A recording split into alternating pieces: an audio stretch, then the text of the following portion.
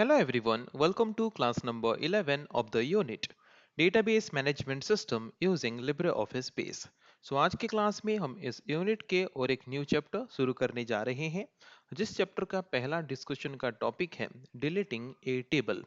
Last कुछ classes में already हमने डिस्कस कर लिया था कि अगर हम एक डेटाबेस फाइल में डेटा को स्टोर करना चाहते हैं टेबल के फॉर्म में, तो उसके लिए टेबल का स्ट्रक्चर हम कैसे बना सकते हैं, उसमें डेटा कैसे स्टोर कर सकते हैं, डेटा स्टोर करने के बाद उस डेटा को एडिट कैसे कर सकते हैं, टोटल टेबल में हम मतलब मूवमेंट कैसे कर सकते हैं, मतलब नेविगेट कैसे कर सकते हैं वन रो से और एक रो के पास, टोटल टेबल के डेटा को सॉर्टिंग कैसे कर सकते हैं। ये सारी चीज़ें ऑलरेडी हम लास्ट कुछ क्लासेस में डिस्कस कर चुके हैं। आज के क्लास में हम डिस्कस करेंगे कि डेटाबेस फाइल के अंदर जो वन और मोर देन वन टेबल्स के फॉर्म में हम डेटा को स्टोर करते हैं, उनमें से अगर किसी टेबल को हम डिलीट करना चाहते हो तो हम उस टेबल को कैसे डिलीट कर सकते हैं। तो मल्टीपल प्रोसेस है टेबल को डिलीट करने का, उसमें से कोई भी एक प्रोसेस को फॉलो करके हम डेटाबेस फाइल से टेबल को डिलीट कर सकते हैं। एक तो है एडिट टैब में जाके डिलीट ऑप्शन या फिर डिलीट बटन में हम क्लिक करके डिलीट कर सकते हैं। दूसरा है हमारी कीबोर्ड में जो डिलीट की है उसको प्रेस करके भी हम टेबल को डिलीट कर सकते हैं सिलेक्ट करने के बाद।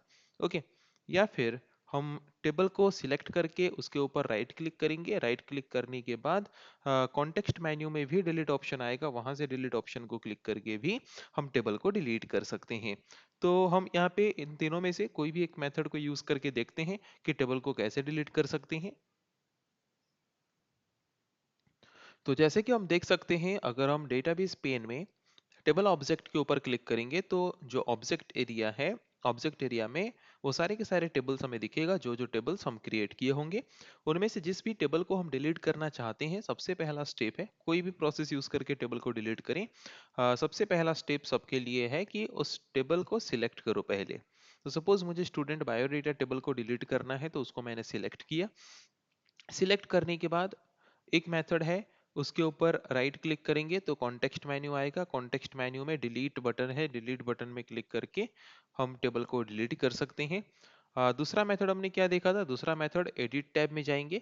एडिट टैब में जाएंगे तो वहां पे भी डिलीट का ऑप्शन है, हम देख सकते हैं वहां पे भी डिलीट के ऑप्शन को क्लिक करके हम टेबल को डिलीट कर सकते हैं। एंड थर्ड ऑप्शन हमारे कीबोर्ड में एक डिलीट की है, उस डिलीट की के मदद से भी हम टेबल को डिलीट कर सकते हैं।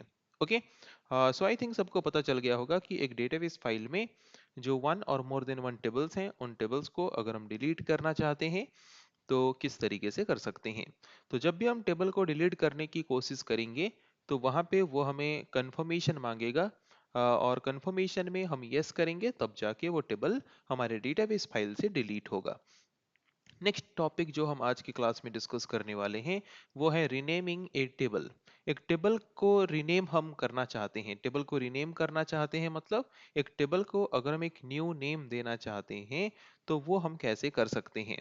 देखो, जिस भी टेबल को रीनेम करना है उसके और उस टेबल को सिलेक्ट करके उसके ऊपर राइट क्लिक करके हम यहाँ पे रीनेम ऑप्शन है, रीनेम ऑप्शन में क्लिक करके उसको न्यू नेम देंगे। न्यू नेम देने के बाद ओके में क्लिक करेंगे। सो हम टेबल का नाम इस तरीके से रीनेम कर सकते हैं।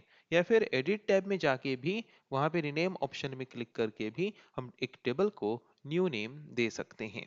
Okay, so I think clear हो गया होगा कि एक टेबल को हम न्यू नेम कैसे दे सकते हैं। Next topic is closing Libre office base. देखो, closing Libre office base and closing a database file दोनों डिफरेंट थिंग है। अगर हमें एक डेटाबेस फाइल को क्लोज करना है तो उसके लिए हम फाइल में जाके क्लोज में क्लिक करेंगे तो डेटाबेस फाइल क्लोज होगा।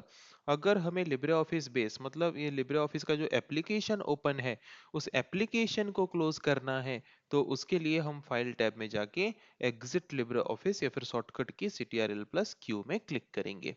Okay, so I hope clear हो गया होगा कि किस तरीके से हम लिब्रे ऑफिस बेस को क्लोज कर सकते हैं। अगर डेटाबेस फाइल को क्लोज करना है तो फाइल टैब में जाके क्लोज में क्लिक करेंगे, या फिर यहाँ पे टाइटल बार में क्लोज बटन में क्लिक करेंगे।